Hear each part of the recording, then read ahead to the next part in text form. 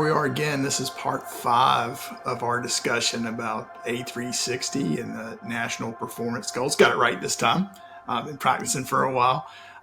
We welcome everybody here. I'm glad to have you, and I'd love to say hello to our panelists today, which are two of the greatest experts that I know in these new standards, as much as you can be at this point, and that's Dr. Edwin Lofton, who you've seen on pretty much every one of these videos, and Sue McLaughlin, my partner at MSL, who's been on a lot of them as well. So this is part 5 of the discussion of really the new process, right, and the national performance goals in particular. When we put this together, we started this schedule with a little bit of a shallow dive into the new standards and an understanding of what we thought was going to be the proper sequence of discussion items. What we found, and I'll let you guys really get into the details of this, is that the physical environment really isn't highlighted in the national performance goals. Is that a fair statement for you guys? Yes. Yeah. So we're gonna keep talking about this. There are some elements, and we'll get to that as we go. But we wanted to really kind of hone in today on the physical environment. But in doing that, what we found was there's, like in every other area of the new standards, there's crossover from the physical environment into the clinical world and backwards, and which in my mind is probably a really good thing. But it's going to create some challenges for folks. Not really challenges, but it's a change in direction in how they've been doing things for a long time. So again, we're happy to have everybody here. I want to remind everybody, if you're an RN member, you can get your CECs if you apply for them at the end of this. So I always forget till the very last second to say that. So I'm trying to get that out of the way early today. So Sue, I want to kind of start with you because you're obviously the physical environment expert at MSL and have been heavily involved in understanding these standards and the previous standards and the standards even before those standards, and going back a ways like I have as well. So in a way, it's almost feels a little bit full circle, but I want to talk a little bit about the physical environment module, and just kind of ask you, tell me, is it new? And two, what are the major features, I guess, or components of the physical environment module? Okay, thanks, Steve. First of all, I personally, and speaking for probably a lot of us at MSL, most of us at MSL, have had my head in these new standards for more than a month now. And I have to say that every time I read through them, I pick up something a little bit different. And so it's not always black and white, but there's something to learn from going through and spending some time with these. The first thing I'll say is, as we said originally, that everything that we have been doing in the environment of care chapter and the life safety chapter in the past years still is applicable. We have to keep doing everything that we're doing. And I'll talk a little bit more about that. There's nothing that we can tell that has really gone away. Now, having said that, one place that I think needs some attention is the issue of the management plans, the annual evaluations of those management plans, and the Environment of Care Committee, as it's been called. While there are no specific standards that require any of those things at this point in time, but when you go to the survey activity guide in the hospital document review list, it says at the beginning that the surveyor will want to have available the management plans, the annual evaluations, and at least 12 months of your committee minutes. So that alone. Now, we all know that surveyors have not been looking aggressively at management plans for a number of years, but they're still required to have them. And by that line, or those couple of sentences at the beginning of the document review list that we need to have those available. I think we need to pay attention to that. Can I tell you 100% that they're going to read all the management plans? Of course not. But they do require them being there. And from the perspective of patient safety and a good, solid program that grows and changes with the organization, that's multidisciplinary and all of this, I think it is absolutely the best practice to keep up with those plans, those annual evaluations, and definitely the EOC minutes, because or PE minutes, whatever they're going to be called now. But I think you do need to have them, because that solidifies your program. It pulls it together. It keeps you on track to take care of the important things that you need to be doing in terms of compliance for patient safety. And so it's a small note. We don't know how in depth it's going to be looked at, but please keep doing them. I think it's so important to keep your program strong in your organization. So that's one of the kind of unsaid things, but we think that it's still important. Well, certainly the management plans and the annual evaluations have value well beyond just the accreditation process, right? I mean, one of the things absolutely we've seen, as a best practice is organizations taking, a multidisciplinary approach to doing the annual evaluations of not just the plans, but the whole programs on an annual basis, and using that as the launch point for deciding what are going to be the initiatives, performance improvement initiatives, or where, identifying, we talk about it in one of the systems that we work with here. We do a SWOT analysis every year as we go through to do the annual evaluation. So what's working, what's not working, what do we do, what can we do better next year? What should we focus on?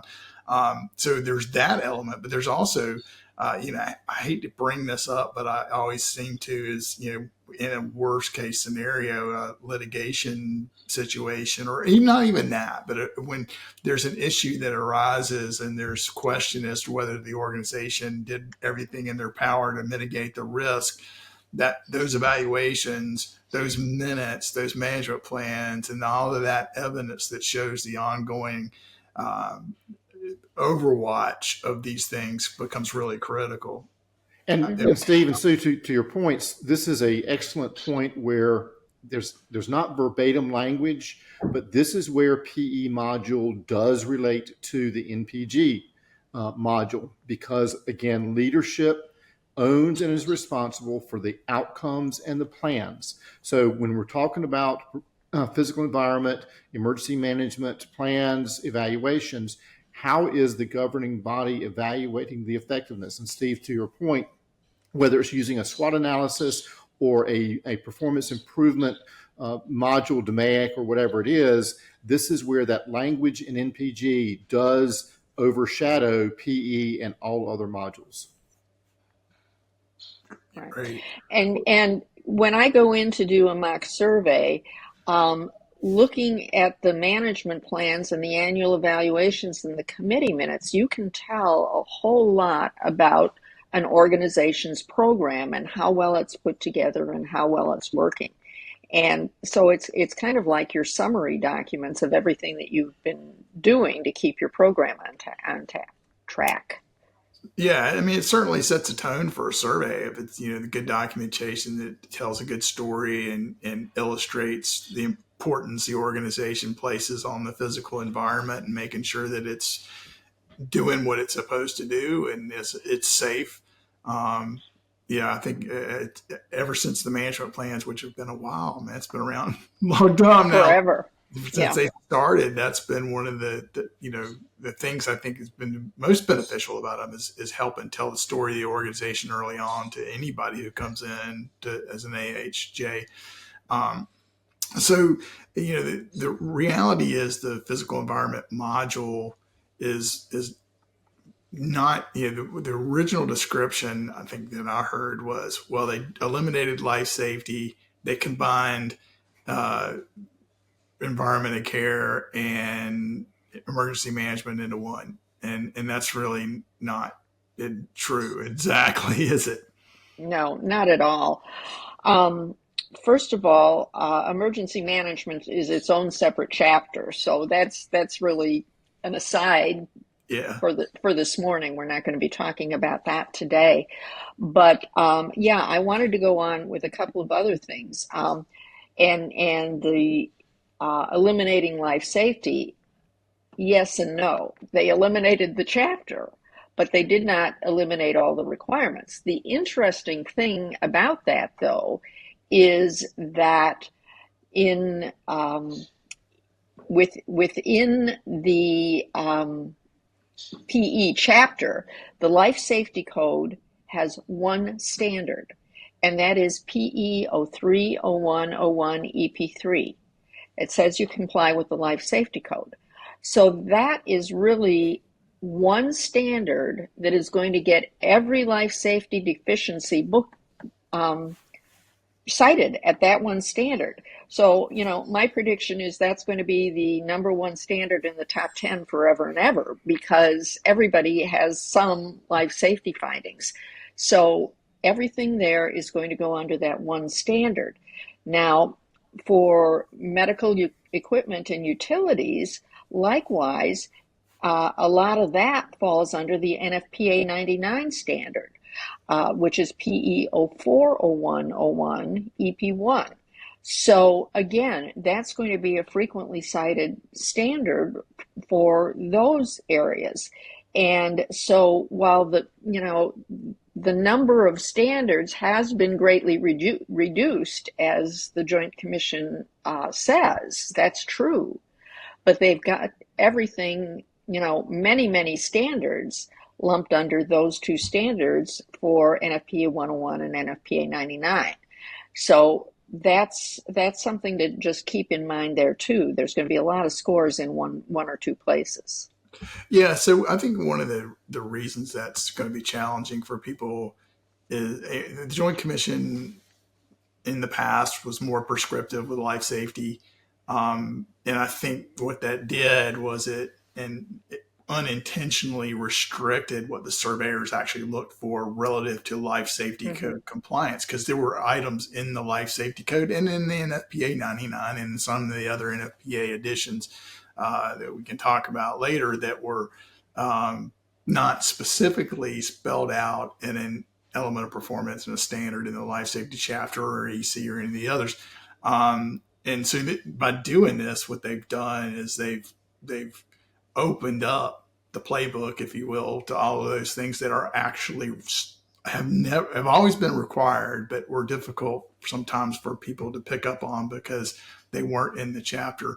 So it's I think the challenge for those that are out there, the facility managers of the world, and are going to be, I need to have a deeper understanding of NFPA 101. I need to have a deeper understanding of NFPA 99, 25, 13, 72.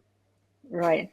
Well, one thing I'll say about that is, first of all, I think it's well known that Joint Commission made these changes, particularly to the physical environment, but I'm sure across the board, to comply with the CMS conditions of participation. So that's what you see here.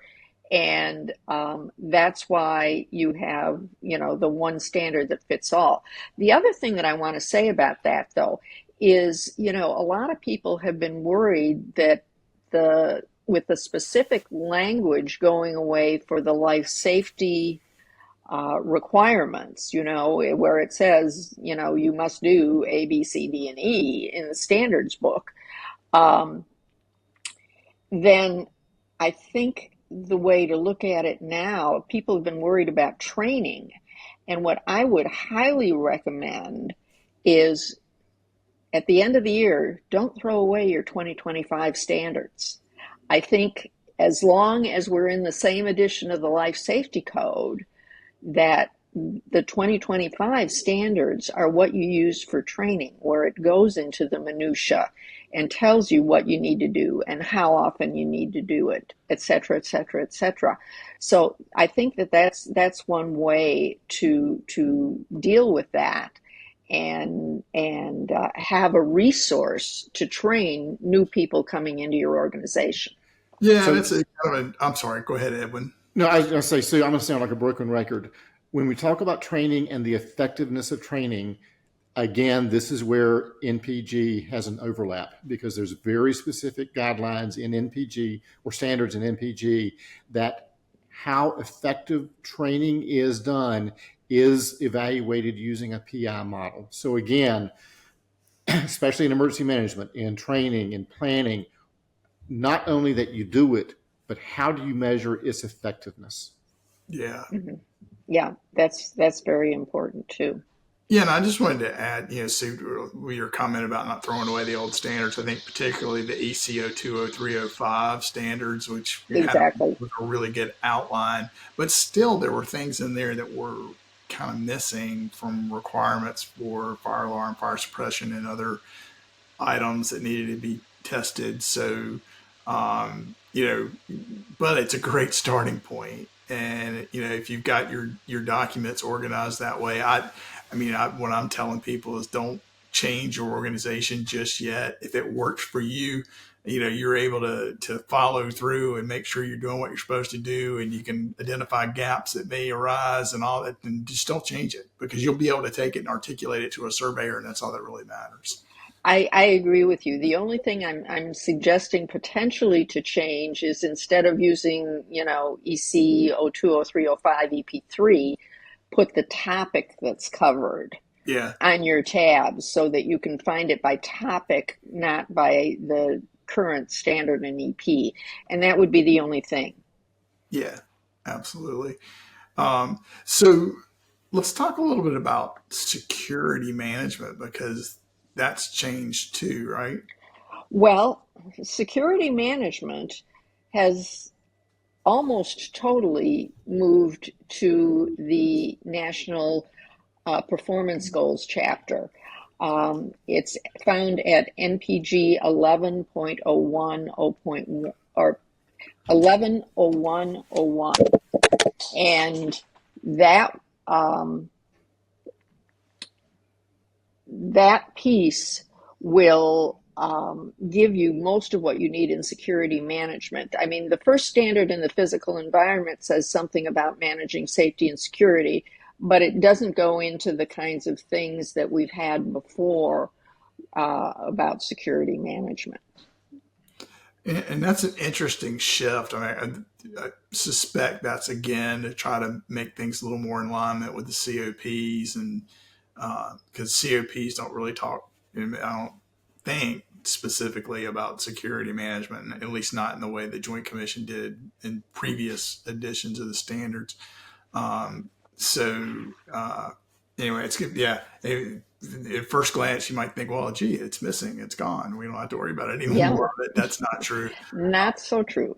So, in fact, that's again, if you're doing it, if it made sense last year, it makes sense to do it this year and going forward too. It's just how you discuss it and where it ultimately might get cited, if it even gets cited. But if it were a good idea before, it's a good idea going forward.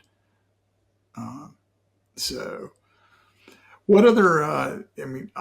Related to the physical environment, what else is a part of that now? So there are a few things.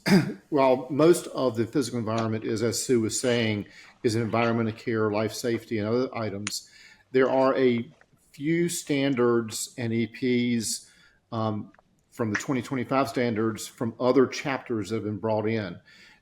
We've already mentioned from an NPG standpoint some PI components, but very specifically, there are a couple of IC infection control standards that have been, or NEPs, that have been adopted into PE. When they use the term, this was interesting, when they use the term hazardous materials in PE, it is no longer just the chemicals and the environmental solutions that you use. They're also including hazardous medications. So from IC to MM to leadership, there are a spattering, to use a fancy scientific term, of EPs throughout PE that you need to pay attention to. And I've said this before in several of our webinars, but this again references very strong the ownership of leadership in looking at the outcomes, specifically related to PE 040101 EP4, and that the hospital maintains equipment and supplies appropriate for types of nuclear medicine services. And they get into detail and they bring in the LD standards, that is the leadership's accountability for nuclear medicine services. And they get into some of the other ancillary services as well. So as your organization evaluates the A360 standards, really look and see where that linkage and tie-in is, especially of infection control, because equipment and environment has to be involving infection control properties and principles, how it brings in leadership and those other components of care. From the outside looking into this, I mean, and maybe I'm overstating this, but it almost feels like these things have been organized in such a way to sort of force the interaction between these players that traditionally may not have interacted at the level that we had hoped, like infection control with the medical equipment folks and leadership relative to hazardous materials and hazardous medications, and just people who manage hazardous materials and hazardous medications, because there's always not always, but a lot of times there's been a separation between those two programs and organizations, because pharmacy managed obviously medications, and someone a lot of times environmental services, but not always, was managing the hazardous materials piece. And then the nuclear medicine piece kind of fell into a weird realm. So it's almost like they're trying to create this environment for that crossover. I mean, is that making sense? So absolutely. Sue and I were actually preparing over the weekend, and she and I recognized Sue looking at it from her physical environment perspective, in that tunnel look, me from a clinical nursing perspective, and that tunnel look. We're both right, but we got to remove the tunnels to see the big picture. And Steve, I think you summed it up very, very well. Throughout the entire new A360, when you take that 30,000 foot look at it, what they're wanting to do, which is what CMS has pushed forever, is we are in this for safe patient care, not for the good of facilities, not for the good of nursing or medical staff, but our focus has to be on the clinical and safe environment services that each hospital provides. Right. So let's talk a little bit about the NFPA standards, Sue, and what sort of standards that are just called out in one particular standard element of performance that might, the hospitals or folks listening today that are attending or might watch this video, after we post it, that they may not see every day, that they ought to be aware of. Well, I'm thinking, in terms of what's getting scored under that standard, it's, it is obviously all of the life safety code requirements that one might find on a building tour. And I think everybody that's walked with a surveyor probably is well aware of what they're looking for on that. It also may include EC 020305, which is the maintenance, testing, and inspection of the features of fire protection. And there is, some discrepancy about that. Edwin, you might want to talk a little bit about it. In looking at the Joint Commission crosswalk, we have some things in looking at that we are really questioning, and we're working to find the answers with Joint Commission involvement to try and see where that goes. But that is one of the ones that the ECO 20305 stuff that's a little bit fuzzy. Again, I think you're right on, Sue. One of the things that MSL has discovered as we've been doing the deep dive into A360, that we've got some questions too. We don't have the golden answer for everybody, so there's going to be some clarifications over time. And as the Joint Commission rolls out the actual surveys, I'm sure there's going to be some questions that come up, and Joint Commission will do their due diligence and make sure the right clarifications are provided. Yeah.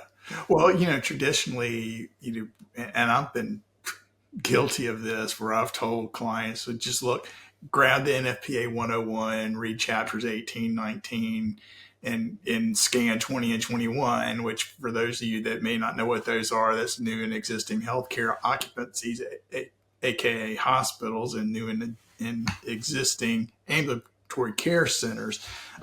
But with this new focus on, and we're still don't know how they're going to do all this, go to all these other buildings, you probably need to know a little bit more about business occupancies, particularly in some of the other chapters. And we'll certainly be providing some education as it is appropriate around those things to kind of give you a heads up of what to look for. The good news is with business occupancies, it's certainly less than what you would have in a healthcare occupancy, but there are some differences. So those are the things that come to mind right away. But then, of course, NFPA 99 opens up a whole lot of opportunities as well from an electrical safety standpoint and a gas standpoint. And there's a whole lot of information in there. And of course, the documents that don't get a lot of traditional attention, like your NFPA 241, fire protection during construction, which is, a broad document, covers more than just healthcare, but certainly has an impact on healthcare. There's a lot out there that is going to be potentially scoreable. And I think, though, the important thing to keep in mind with that is, without itemizing everything that they're going to be looking at, the surveyors are kind of facing the same issues probably as the folks who are managing in a hospital facility, because there is other stuff in the life safety code in NFPA 99 that under these new standards could be surveyable.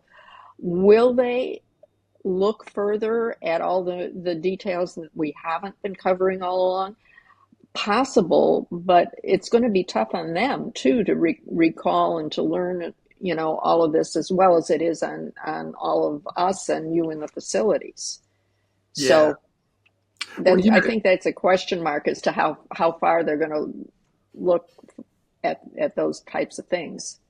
Yeah, I mean, maybe it's I just had a thought. I don't know if I should articulate this or not, but how I've been saying for a long time. And when we go out, we do our surveys with our clients. If we see something that we think is an issue, let's get that into the Spotlight, which is our software tool that we use to gather information. And then Spotlight will tell us, is there a code or standard associated with it? And if not, it becomes, hey, we think this is still an issue you ought to address, even though it's not specific to a code or standard. Maybe that's part of what the Joint Commission's motivation is here, to just say, hey, we want you to go pick up on as much as, we don't want to restrict you to what was in the life safety chapter. We want to just say, go out and find things that need to be improved. And, because there was a whole lot of stuff in the 101 and the 99 and that weren't specifically called out in the previous versions of the standards. So any other thoughts about the physical environment module? Got to keep working on that language we want to address today.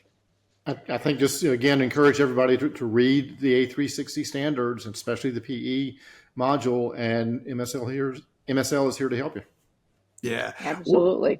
Well, we're coming up on the 30 minutes. So again, we're trying to keep these things short for everybody. But we look forward, we're going to be doing another one. We're actually, like I said, during our last video 2 weeks ago, that we're going to be wedging in some more physics, easy for me to say, specific to the physical environment. Say that 3 times fast. In addition to what we've been talking about with the national performance goals and just the A360 sessions in general. We really appreciate it. We've had a lot of response and attendance to these things. And so we definitely want to keep that going. And we appreciate all the great comments we've gotten from people. So we look forward to seeing you in a couple of weeks. The videos are going to be available as they have been on our website. So, if you're just tuning in for the first time, that seems so weird to say, but if this is your first one and you want to get caught up, you can go back to the website and watch all those. And again, if you're one of our Accreditation Readiness Network members, let us know so you can get your CEC. So with that, I'll say thank you to Sue and Edwin, and thank you to those that attended, and have a great day, and we'll talk soon.